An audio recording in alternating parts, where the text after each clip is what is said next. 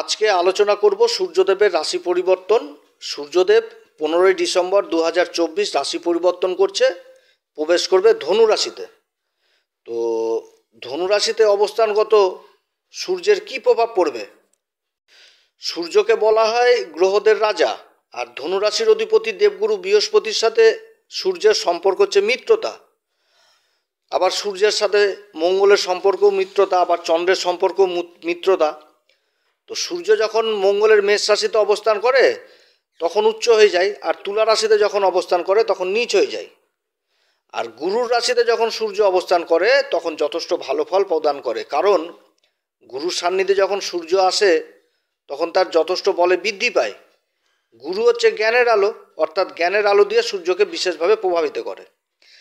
গুরুর কাছ থেকে পাওয়া জ্ঞানে সঠিক পথে এগিয়ে চলা, আধ্যাত্মিকতার উপর বিশেষ রুচি বেড়ে যাওয়া, মায়া মমতা, তার সাথে শাসন করার যে জ্ঞান এবং দিক নির্দেশ ও দার্শনিক যে চিন্তা ভাবনা, এই জ্ঞানটা তো গুরুর মাধ্যমে আসে।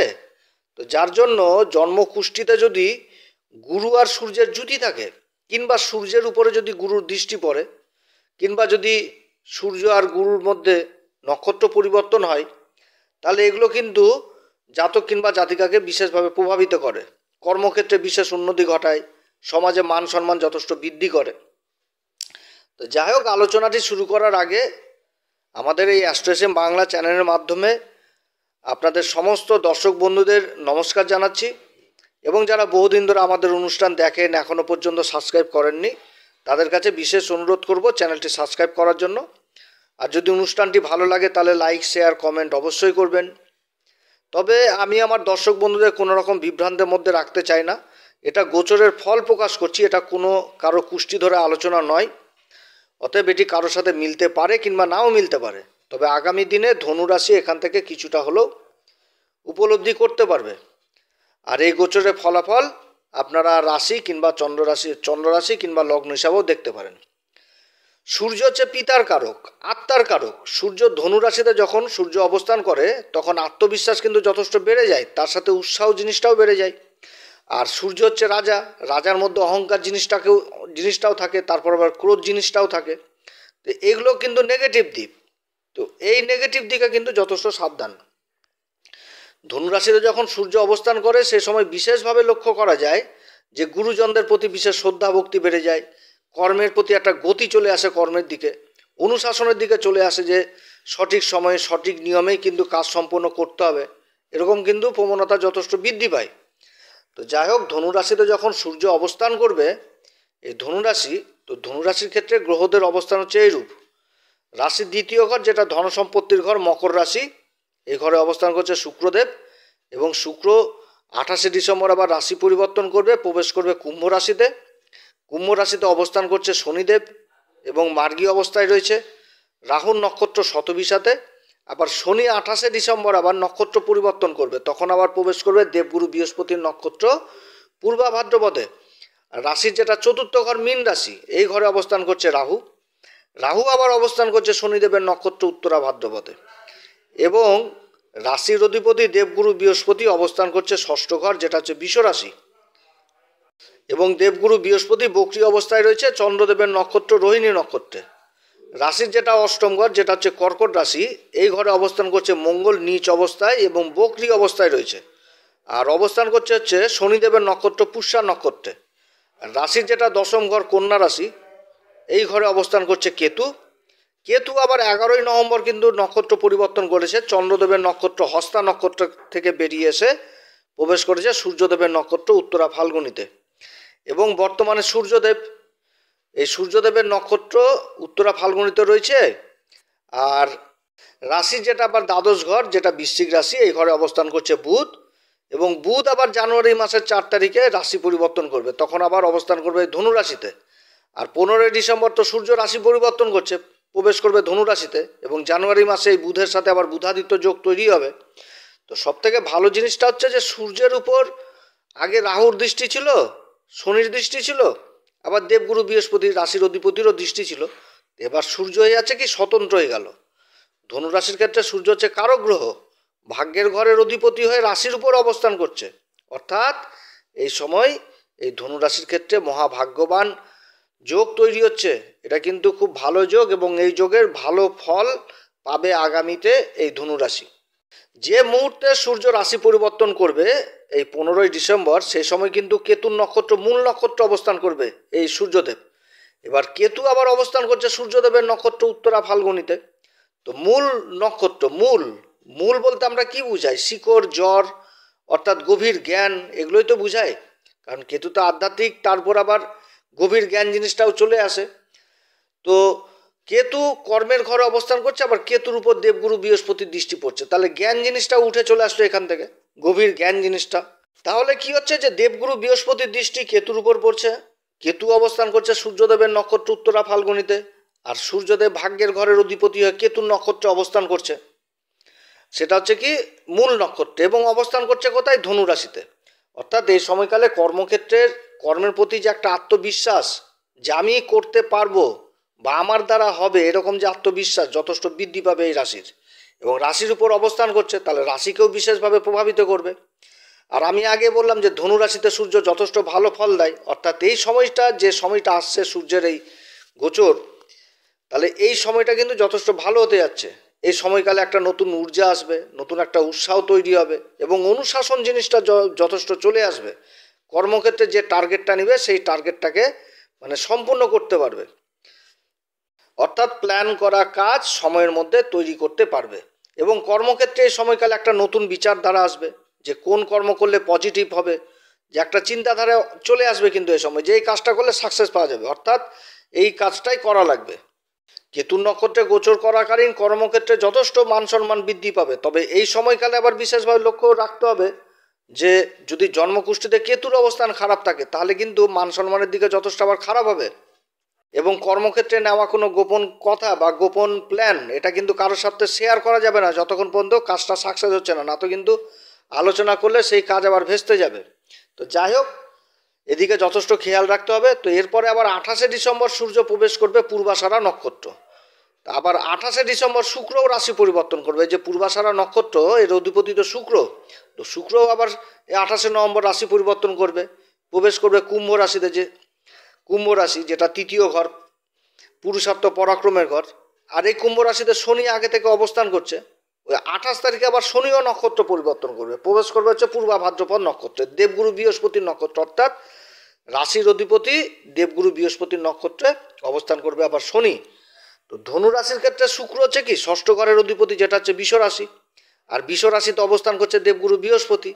আর কি ধনু রাশির ক্ষেত্রে একাদশ ঘর, যেটা হচ্ছে তুলা রাশি, লাভের ঘর, যে ঘর থেকে ইনকাম জিনিসটাকে বোঝা হয়, যেটা দিয়ে শখ আনন্দ ফুর্তি যেটা পূরণ হয় আর কি, সেই একাদশ ঘর, ইনকামের ঘর। এই দুটি ঘরের অধিপতি হচ্ছে শুক্র। এবার অবস্থান করছে কোথায়? পুরুষার্থের ঘর, পরাক্রমের ঘর, যোগাযোগের ঘর, যেটা হচ্ছে কুম্ভ রাশি। তাহলে রাশির ভাগ্যের ঘরের অধিপতি অবস্থান করবে লাভের ঘরের অধিপতির নক্ষত্রে, এবং লাভের ঘরের অধিপতি অবস্থান করবে যোগাযোগের ঘরে। তাই এই সময়কালে কর্মক্ষেত্রে যথেষ্ট ভালো লাভ হবে, এবং কর্মক্ষেত্রে একটা যোগাযোগের রাস্তাও যথেষ্ট ভালো হবে। এটা মানে যে যোগাযোগটা হবে সেখান থেকে কিন্তু একটা ভালো লাভের সংকেত আসছে এই সময়। এই সময়কালে যারা সোশ্যাল মিডিয়ায় জড়িত রয়েছেন, মিডিয়া সেক্টরে জড়িত রয়েছেন, সেলসের কাজে যুক্ত রয়েছেন, তাদের জন্য যথেষ্ট ভালো সময় হতে যাচ্ছে। যারা সোশ্যাল মিডিয়াতে অ্যাক্টিভ রয়েছেন, সিনেমা জগতের সাথে কোনো না কোনোভাবে জড়িত রয়েছেন, স্ত্রীবর্গীয় মানে ব্যবসার সাথে যারা জড়িত রয়েছেন, যেমন জুয়েলারির ব্যবসা, কসমেটিকের ব্যবসা, ফ্যাশন ডিজাইনার, বিউটিশিয়ানের কাজে যারা যুক্ত রয়েছেন, যারা সুতির ব্যবসার সাথে যুক্ত রয়েছেন, তাদের জন্য যথেষ্ট ভালো। আবার এই সময়কালে কর্মক্ষেত্রে ছোটোখাটো যাত্রা হবে, সেখান থেকেও যথেষ্ট লাভবান হবে। হয়তো কাজের জন্য বাইরে কোনো মানে দরকারি কাজের জন্য বাইরে যাওয়া লাগলো, সেখানটাতে একটা ডিল ফাইনাল হয়ে গেল, তাহলে যোগাযোগ জিনিসটা ভালো হচ্ছে এই সময়কালে। তো এই সময়কালে আবার সামাজিক দিক থেকেও যথেষ্ট ভালো, সমাজে মান সম্মান পরিচিতি জিনিসটা যথেষ্ট বাড়বে সমাজে। তবে এই সময়কালে আবার বিশেষভাবে খেয়াল রাখতে হবে, কারণ শুক্র হচ্ছে কি, শুক্র হচ্ছে সুখের কারক, আর সূর্য হচ্ছে রাজা। তো সূর্য যখন রাজা শুক্রের নক্ষত্র অবস্থান করবে, তখন তো সে সুখ ভোগ করতে চাইবে, অর্থাৎ নিজের ভোগ বিলাসিতার দিকে যথেষ্ট খেয়াল রাখতে হবে, খাওয়া দাওয়ার দিকে যথেষ্ট খেয়াল রাখতে হবে। এদিকে কিন্তু খরচাপাতি যথেষ্ট বৃদ্ধি পাবে। আবার এরপরে যে পরিবর্তনটা হবে ধনুরাশির ক্ষেত্রে, যে জানুয়ারির 4 তারিখে, বছরের শুরুতে 4 তারিখে পরিবর্তন হবে, বুধ কিন্তু রাশি পরিবর্তন করবে, রাশির উপর চলে আসবে তখন বুধ এই ধনুরাশিতে। আর সূর্যের সাথে অবস্থান করবে শক্তিশালী কিন্তু তখন বুধাদিত্য যোগ তৈরি হবে। বুধ হচ্ছে কি, বুধ হচ্ছে এই ধনুরাশির ক্ষেত্রে দুটি ঘরের অধিপতি, সপ্তম ঘর এবং কর্মের ঘর যেটা হচ্ছে দশম ঘর। তো এই দুটি ঘরের অধিপতি হয়ে রাশির উপর অবস্থান করবে। তো সপ্তম ঘর থেকে আমরা কি দেখি, পার্টনারশিপ দেখি। আর দশম ঘর কি, দশম ঘর হচ্ছে কর্মের ঘর। আর বুধ অবস্থান করবে ভাগ্যের ঘরের অধিপতি সূর্যের সাথে। তাহলে কেন্দ্রের দুটি ঘরের অধিপতি অবস্থান করবে ভাগ্যের ঘরের অধিপতির সাথে, তাও আবার কেন্দ্রে এবং রাশির উপরে। বুধ হচ্ছে কি বাণীর কারক, বুদ্ধির কারক, ম্যানেজমেন্টের কারক, ব্যবসার কারক, চতুরতার কারক। তো বুধের সাথে সূর্যের এই যে জুটিটা তৈরি হচ্ছে এই সময়কালে, বুধ আবার নিজের ঘর সপ্তম ঘর যেটা হচ্ছে মিথুন রাশিকেই কিন্তু দেখবে। অর্থাৎ রাশির উপর অবস্থান করে নিজের সপ্তম ঘর যেটা হচ্ছে ব্যবসা বাণিজ্যের ঘর, পার্টনারশিপের ঘর, আমাদের দাম্পত্য জীবনের ঘর, এই ঘরটাকে কিন্তু সে সময় দেখবে। তো যারা পার্টনারশিপে ব্যবসা বাণিজ্য করার চিন্তা ভাবনা করছেন আগামীতে, তাদের একটা নতুন ডিল হবে, রোজগারের ইনকাম যথেষ্ট বৃদ্ধি পাবে। এবং যারা সরকারের সাথে ব্যবসা বাণিজ্য করছে, যে সরকারকে মাল সাপ্লাই দিচ্ছে, তাদের এই সময় আবার বড় মালের অর্ডার পাওয়ার সম্ভাবনা থাকছে। এবং সরকারের দিকে যাদের বিল আটকে গেছে, বহুদিন ধরে বিল পাচ্ছে না, এই সমস্ত বিল উদ্ধার হওয়ার সম্ভাবনা থাকছে। কর্মক্ষেত্রে মান সম্মানও যথেষ্ট বৃদ্ধি পাবে। এই সময়কালে দাম্পত্য জীবনের মধ্যে একটা ভালো অ্যাডভেঞ্চার লাইফ থাকবে। এই সময়কালে যারা আবার কর্মের জন্য চেষ্টা করছে, সরকারি কিংবা বেসরকারি কর্ম, তাদের কর্মলাভের সম্ভাবনা থাকছে। এবং যাদের call letter, promotion letter, appointment letter কোনো সমস্যার জন্য আটকে গেছিলো, এই সমস্ত কিছু সমাধান হবে এবং নতুন যারা কর্ম খোঁজাখুঁজি করছেন কর্মপ্রাপ্তি হবে। অর্থাৎ বুধের এই গোচর ধনুরাশির জন্য যথেষ্ট ভালো হতে যাচ্ছে। সেটা কর্মক্ষেত্রে সরকারি হোক কিংবা বেসরকারি হোক কিংবা ব্যবসা বাণিজ্য হোক, একটা সফলতার সংকেত এই বুধের গোচরে পাওয়া যাচ্ছে ধনুরাশির ক্ষেত্রে। এরপরে জানুয়ারি মাসের 10 তারিখ সূর্য অবস্থান করবে নিজের নক্ষত্র উত্তরাষাঢ়া নক্ষত্রে। এবার গ্রহ যখন নিজের নক্ষত্র অবস্থান করে তখন কি হয়, বলি হয়ে যায়, তার বলে বৃদ্ধি পায়। এবার সূর্য নিজের নক্ষত্র অবস্থান করবে ভাগ্যের ঘরের অধিপতি রাশির উপর, তাহলে সূর্যের বলে যথেষ্ট বৃদ্ধি পাবে। অর্থাৎ এই সময় রাশিকে যথেষ্টভাবে বিশেষভাবে প্রভাবিত করবে এই সূর্য। এবার সব থেকে বড় ব্যাপারটা হচ্ছে কি, যে সূর্য যে এই যে ধনু রাশির উপর অবস্থান করছে ভাগ্যের ঘরের অধিপতি হয়ে এবং নিজের নক্ষত্রে অবস্থান করবে, এই সময় বুধ তো থাকছে সাথে, অন্যান্য কিন্তু কোনো গ্রহের একটা দৃষ্টি কিন্তু পড়ছে না।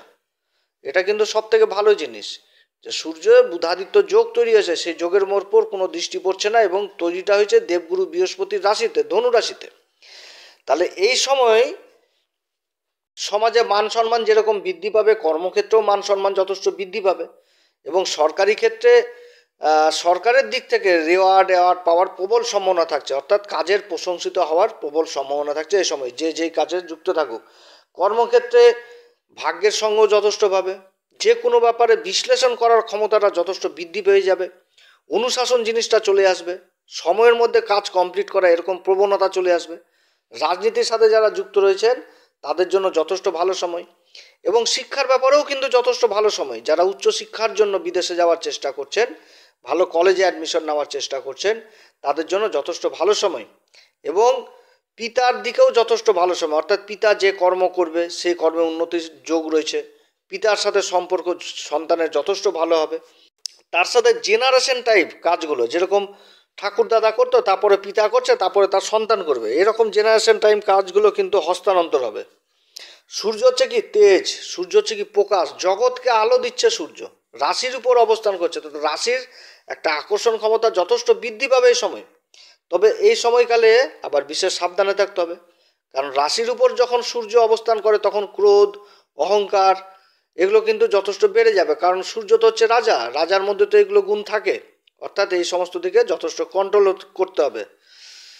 তো এই দুটি নেগেটিভ দিক, এগুলো নেগেটিভ দিক থেকে যথেষ্ট সাবধান। ধনুরাশি এই সময় কোন উপাচার করবে? ধনুরাশি হচ্ছে কি দেবগুরু বৃহস্পতির রাশি। আর কালপুরুষ চক্রে পরে এটা কিন্তু নবম ঘর, ধর্মের ঘর। আর রাশির অধিপতি স্বয়ং গুরুর এটা মূল ত্রিকোণ রাশি। তাহলে এই সময় গুরুকে সম্মান দিতে হবে। যারা গুরু দীক্ষা নেননি, গুরুর সান্নিধ্যে অবশ্যই থাকবেন, গুরু দীক্ষা নেবেন এবং মন্দিরে পূজারীদের পা ছুঁয়ে আশীর্বাদ নেবেন, তাদের ফলমূল দক্ষিণা কিছু দিবেন।